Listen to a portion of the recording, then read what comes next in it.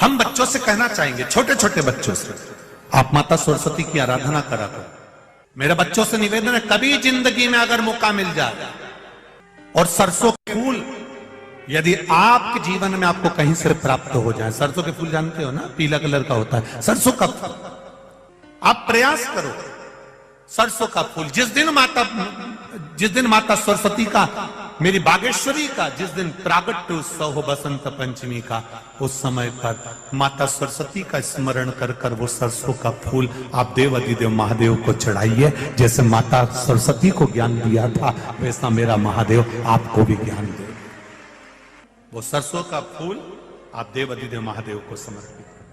कई जगह पर आम के जो झूमर होते हैं वो, कई जगह पर सरसों का पुष्प, सरसों का फूल वैसे शिव महापुराण के अनुसार अगर अपन देखें तो बड़े रोग में भी कारगर होता है। जिसको कैंसर जैसा रोग हो जाता है या किडनी लीवर जिसका डैमेज हो जाता है, इसके लिए हमने पहले भी कथाओं में वर्णन किया है। बसंत पंचमी का दिन, महाराज सरस्वती का दिन, जिस दिन जो बच्चा पढ़ने में कमजोर होता है उसके हाथ से बसंत पंचमी के दिन सरसों के 31 फूल शंकर जी को चढ़ा दिए जाते हैं तो बच्चा पढ़ने में अव्वल निकल जाता है।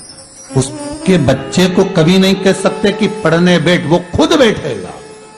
केवल आज बसंत पंचमी का दिन, एक ही दिन चढ़ता है। और बाकी के सरसों के फूल आपको मालूम है कि रोग मुक्ति के लिए तो होते ही हैं। ये तो आपको पहले भी वर्णन किया है महाराज, कि जब कोई एकदम रोग आ जाए और डॉक्टर एकदम बोल दे कि ये रोग भारी आ गया है और इसकी जांचें जाएंगी और फिर ये कुछ भी हो सकता है, तो क्या करा जाता था कि 108 सरसों के फूल लाकर तुरंत शंकर भगवान को चढ़ाए जाते थे महाराज। तो चढ़ाने के बाद में रिपोर्ट अच्छी आती है। ऐसा नियम है।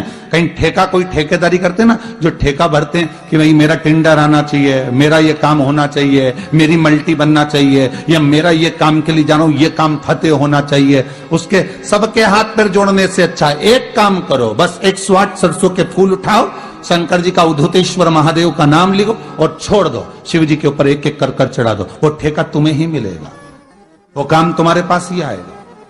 बस केवल अवधूतेश्वर मां, अर्थात ये जो क्रम है, ये वो क्रम तो 108 सरसों के फूल का आप कभी भी कर सकते हो, पर जो ये बच्चों के लिए किया जाता है वो केवल बसंत पंचमी के दिन ही होता है। सरस्वती जी का एक नाम शारदा है। क्या नाम है? जम के बोलिए जरा।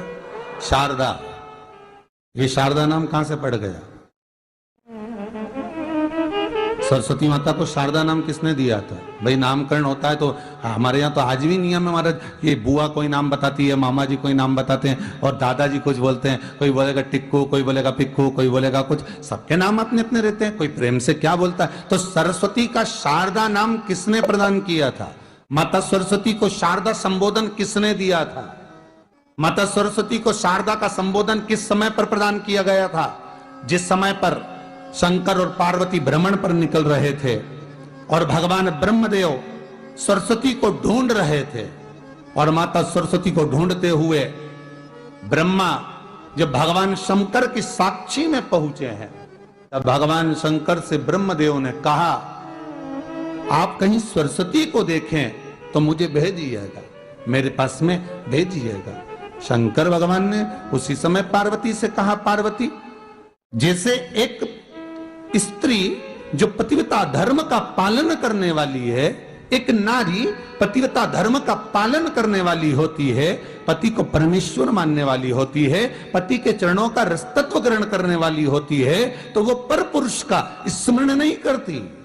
उसी तरह एक पति जो अपनी अर्धांगिनी के साथ में रहे और अर्धांगिनी के साथ चले, तो पर नारी का स्मरण नहीं होना चाहिए।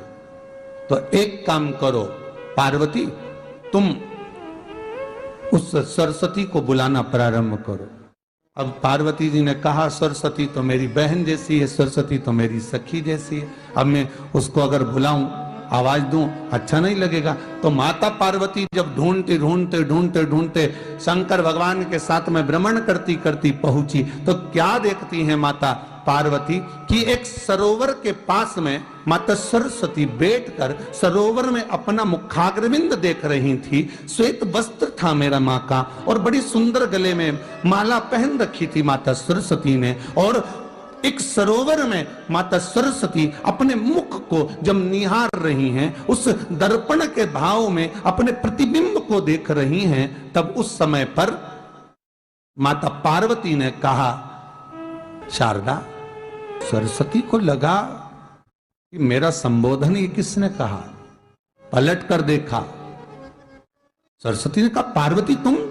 हाँ, मैंने तेरा जो दर्पण में प्रतिबिंब देखा है, तेरा स्वरूप देखा, पर तू इतनी सुंदर है, इतनी सुंदर है, पर तेरा जल में जो स्वरूप देखा ना, वो नीला दिखाई दिया, थोड़ा सा श्याम दिखाई दिया, इसलिए मैंने तुझे शारदा कह दिया। आज भी हमारे मध्य प्रदेश के कटनी और सतना के बीच में मैहर में आज भी शारदा भवानी विराजमान है। धार जिले में जाएंगे तो बाग क्षेत्र में मां बागेश्वरी, मां शारदा आज भी विराजमान। कहा, सरस्वती जी पूछी, पार्वती तुमने मेरे को शारदा क्यों कहा? क्योंकि तेरा जो प्रतिबिंब था वो श्याम नजर आ रहा था मुझे। उस प्रतिबिंब को देखकर मैंने तुझे शारदा का संबोधन दिया। तुम्हें ब्रह्मा जी बुला रहे हैं। सरस्वती ने कहा, पार्वती मैया, दीदी, आपने मुझे जो नाम दिया है, जगत के लोग, संसार के लोग मुझे इस नाम से जब पुकारेंगे तो ये शारदा, ये